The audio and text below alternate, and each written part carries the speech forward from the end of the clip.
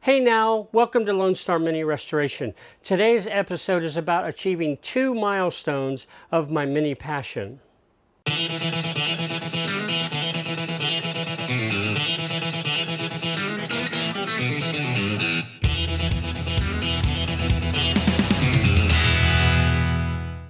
The first minor milestone that I've achieved is important to me, and it may be trivial to most. However, it's about the history that kind of goes along with owning a Mini, at least for me. Now, for me, when we moved back to the States, I rarely saw a Mini. In fact, as a child, I could rarely get even a toy of a Mini. But every once in a while, I would get my hands on a copy of Mini World Magazine. Mini World Magazine has kept my dream alive for decades now. So now, thanks to a few people, I have every issue from the #1 issue, summer of 1991, to April of 2020. And that includes, a lot of specialty issues like this one, Keeping Your Mini Alive. There were only 7 of these, and I have 6 of them, one of them is in the mail. One of them, actually, William Murfitt has, and if he's willing to sell that to me, that will complete my specialty issues. But I have every issue of Mini World Magazine, so thank you, Mini World, for keeping my dream alive.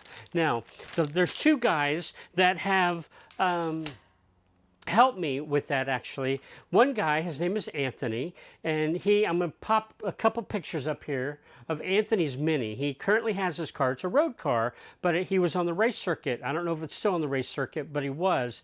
Anthony I was missing years 2015 and 16. He had them. He not only sold them to me at a fantastic price, but he actually went through the extra trouble of mailing them to the USA. Thank you very much, Anthony. And then Paul. Paul has an eBay account, Tashrow48. Paul has every issue from 2001 to 17. So if you collect them like I do and you're missing any issues in those years, check out Tashrow48. He might be able to help you. I just bought the last 3 or 4 issues of 2007 because I was missing those. And like Anthony, Paul went out of his way to package them together and mail them to me here in the USA. A lot of people won't ship to the USA, so thank you very much. And of course, my dear friends. Pete Raymond is one of them. In fact, he just found one of Keeping Your Mini Alive magazine, and he's mailing that to me. Thank you, Pete. Pete has found a few of them. I always go to Pete when people won't ship to the USA, right? And Pete is always happy to help me. He's a dear friend. Kevin Cranston and his beautiful wife, Lynn. There was a year, about 4 years ago, when I took my daughter to England for the first time, I found several years of magazine, and I posted them to Kevin and Lynn's house, and they held them for me. And honestly, I don't remember if we mailed them back or if I brought them back on a plane, but they helped me as well. And Kevin is my oldest friend. Not my oldest friend, but my oldest friend. My longest friend, oldest, longest, whatever. Kevin, thank you. And then, of course, Kim and Claire. How in the world could I leave them out? Kim and Claire, they have, now because of them, I actually have duplicates, and that's okay by me, but they have managed to collect for me, and they've driven for me to collect magazines, and they have packaged them up, and they have held them in their home, and they're shipping them to me in bulk. It's very expensive to do that, but they have been so patient with me, and they have helped me collect the bulk of my magazines. Again, Mini World is kind of special to me. Again, because it kept my dream alive. But you Brits have been fantastic to me, and I just wanted to say thank you. Okay, my second major milestone, I'm going to try to make this quick yet a little interesting for you to follow. I found all this information really interesting, so I thought I would share it. If you followed my YouTube channel for any amount of time, you may have realized that I've not touched my restoration for a month or so. It's not because of learning curve or any of that, but it's because all my funding has been diverted elsewhere. And that is, to my excitement, almost disbelief, I am adding to my small mini fleet with a very beloved loved Mini model. Now, before I tell you what that model is, I've got to go into a little history. In the early, this particular model it went into production in 1961. In the early 60s, there were tariff wars going on between the U.S. and all of Europe, not just England, but France, Germany. And the funny part is, and Kevin, my friend, if you're watching this is for you because he loves chicken. Well, in the early 60s, chicken in Europe was really expensive. They loved it. You guys loved it. Europe loved it, but it was very expensive. So it wasn't something that, it wasn't like a weekly type meal. Well, the U.S. started exporting chickens over to Europe. They cut the cost drastically. Therefore, consumption of chicken went up. It skyrocketed. I think it went up like 23%. And the USA became the, they ended up with 50% of the chicken market, right?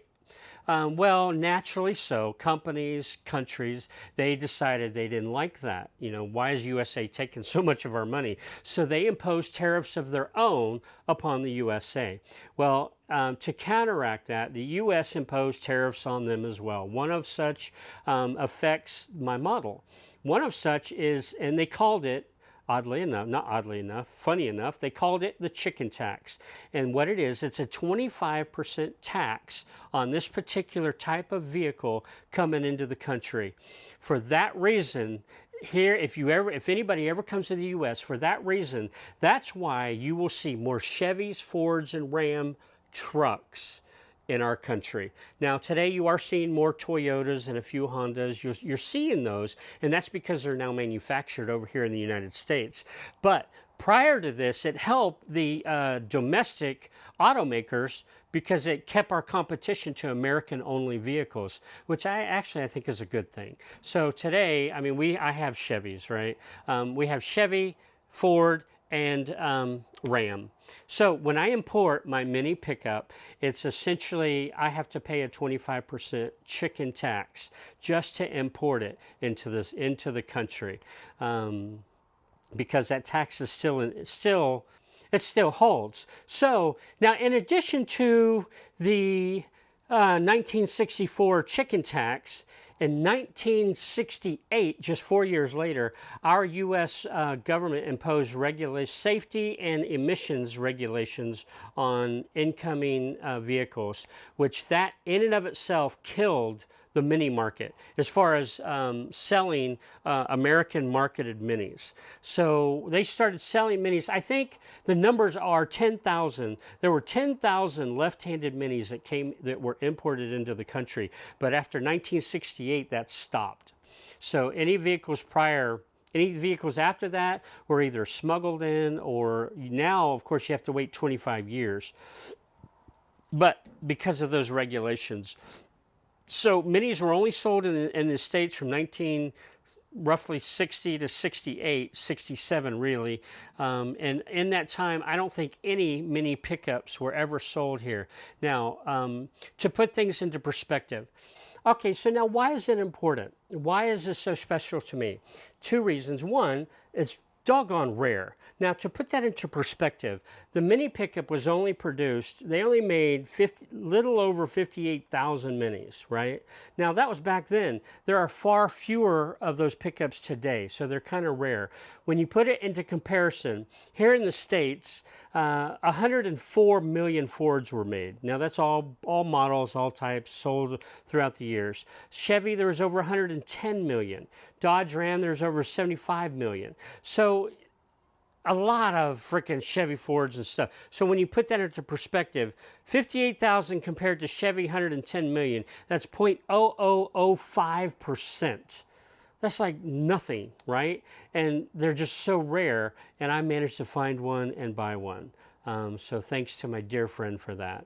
Now, the other reason it's so special to me is it as a child, that's the first vehicle that I remember. My dad had both a mini saloon and a mini pickup, and I remember driving through fields. One of the memories is we found a hedgehog and we were playing with him. My dad and I consequently love animals, and of course we let the hedgehog go, and then we were just driving around in the mini. And I just have fond memories driving around in the minis. But the mini pickup is a little special for sure. Not just because it's rare, but I have fond memories. Now, what's really cool and I'm excited about is the Mini is being shipped in April. It arrives supposedly around May 1st. My dad arrives here, comes for a visit at the end of May. They don't get to Texas very often. So I'm hoping to have my Mini pickup in the garage for his arrival. And hopefully I'll get some pictures of my dad with both my Cooper, and even though the Cooper's not running, and the Mini pickup. You know, let him drive the pickup. That's going to be cool, and I'll get video of that, I hope. But anyhow, you know, so our 2 to 3 days of winter has long passed, and so I only drink tea in the cold months. But we've had a very short winter this year. But still, I'm going to celebrate with a cup of tea. So honestly, I believe you Brits can relate. What better way to celebrate the idea of adding a mini pickup to my fleet than to have a wee cup of Texas Yorkshire tea? Cheers.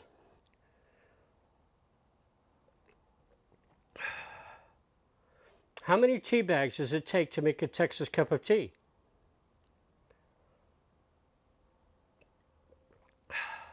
Thanks for tuning in.